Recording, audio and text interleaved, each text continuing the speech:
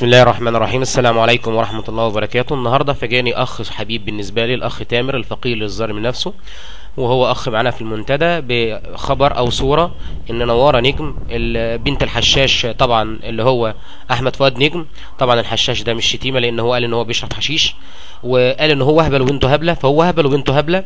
قال جايب هنا صورة الأخ تامر بيقول إن البنت ديت عاملة كومنت ليها او تعليق شتمه في الشيخ محمد حسان، ومكتوب طبعا الوسخ ده بيعمل ايه.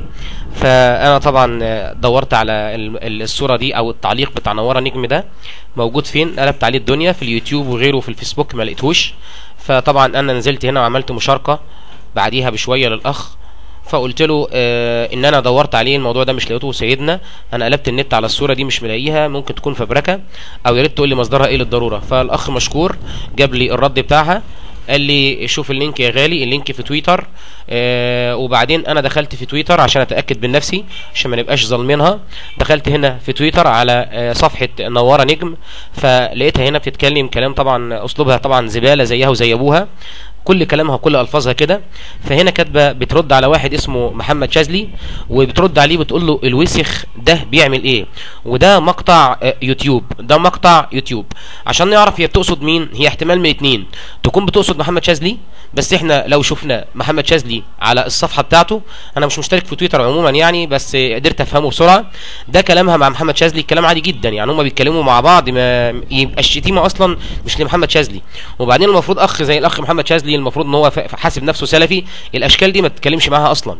المهم لو قفلنا الصفحه ديت ورحنا تاني لصفحه تويتر عشان نعرف السفله بنت السافل دي بتتكلم على مين، ودخلنا هنا على المقطع الجانبي هنلاقي السفله دي بتتكلم على مين، بتتكلم على الشيخ محمد حسان، تعليقا ليه على فيديو موجود هنا على موقع او رابط اليوتيوب.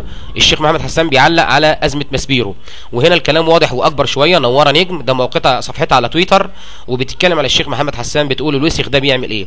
طبعا الوسخ ده نوارة هو ابوكي وهو انت يا نوارة. وطبعا انا مش هنزل تحت عشان التعليقات بتاعت الاخوه المسلمين بيردوا عليها ردود يعني قاسيه شويه. فبالنسبه للشيخ محمد حسان تقول عليه الوسخ، لكن بالنسبه لشنوده زي ما هنشوف في الفيديو الجاي بتهتف مع النصارى في الكنيسه بتقول له بالروح بالدم نفديك يا سيدنا. نوارة نجم بالنسبه لها شنوده هو سيدها، اما الشيخ محمد حسان فمش هقول التعليق تاني. والسلام عليكم ورحمه الله وبركاته عشان ما اغلطش اكتر من كده.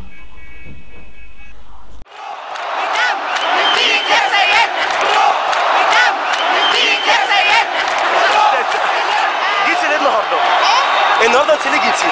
انا جيت عشان قالوا لي ان في تهديدات للبابا، فجيت عشان ابقى معاه.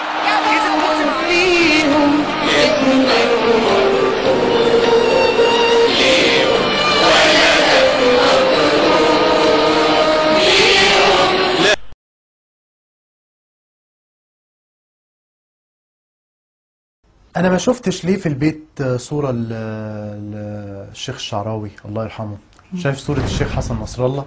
ممكن تلاقي صورة كمان لسماحة الإمام الخميني، لأنه قائد ثورة عظيمة جدا، ثورة شعبية أطاحت بحكم شاهنشاهي فاسد ومعادي للإسلام ومعادي للعرب ومعادي للإنسانية، فأنا بحبه.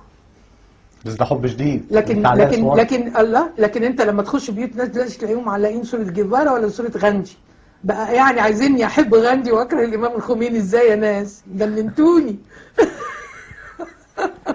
يعني هو كان ثوري، الناس بتحبه على ثوريته. اكيد يحبوه، بس انا مالي انا ومال غاندي؟ انا عندي الامام الخميني برقبة مليون غاندي.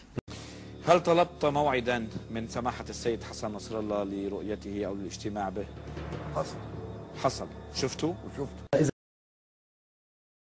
حجيت؟ لا ما حجتش. هحج ان شاء الله لما النظام السعودي يسقط.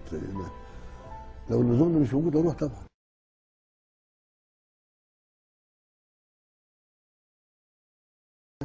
طب وايه دخل النظام السعودي بالحج؟ هم مانعين ان انت تروح تحج؟ لا مش مانعين، بالعكس ده بيتحايلوا عليا. انا ما بحبهمش. بس الحج ربنا يا عم احمد مش للنظام السعودي. ما هو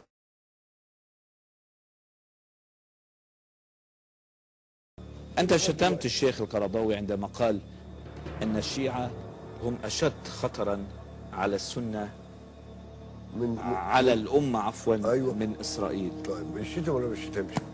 عم بسألك رأيك، أنا ما بعرف. يعني ايه الشيعة لماذا لا تصوم ولا تصلي؟ انا كنت بصوم والله وبصلي زمان. انا بصوم وانا عندي 8 سنين، بس بقى الامراض بقى انا عندي قرحه في المعده. فقط هذا الشيء الذي يمنعك؟ ممكن هذا الشيء يمنعك عن الصيام، ولكن ما الذي يمنعك عن الصلاة؟ لا، هو هقول لك انا على حاجه، انا فاهم الدين ازاي. ما هو انا برضو حلو ده، الاسلام ده حاجه عظيمه والنبي ده حاجه عظيمه، انا مش هقعد طول النهار اعمل كده.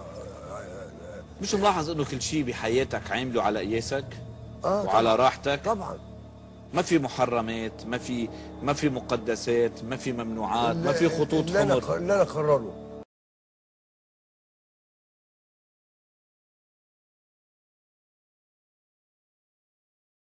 انما ما ينفعش ابقى داخل الاطار ده، ما ينفعش ابقى مسلم انا اصلي وبتاع حاجات زي ربنا يقدرني، ما اقدرش اعمل ده. ليه ما بتقدرش؟ وانا في الهيول، وانا مندهش جدا من البطاقه الشخصيه، يقول لك الاسم، السن، الديانه. عايز تلغي الديانه؟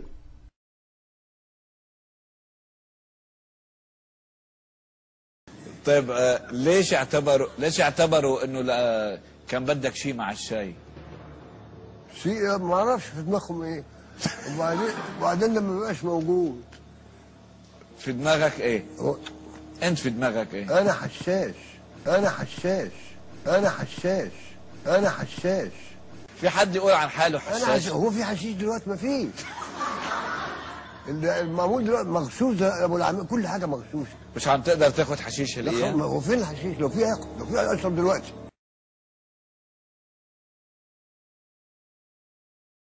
يعني اليوم التفكير بلقاء الخالق وبلقاء ربك مفروض يصير عنده حسابات. انا متاكد انه هياخدني في حضنه ويقول لي انت واد جدع.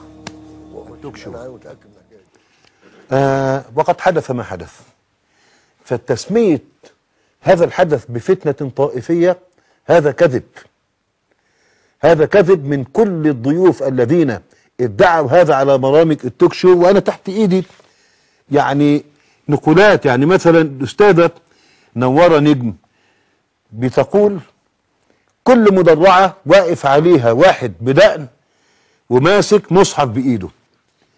هل انا خطابي موجه الى شعب مصر بمسلميه ومسيحييه؟ هل انتم تصدقون هذا فعلا؟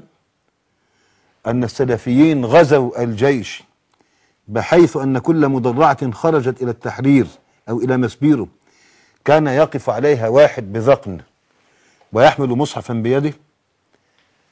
يبدو انها تتعاطى ما يتعاطاه ابوها، يبدو هذا.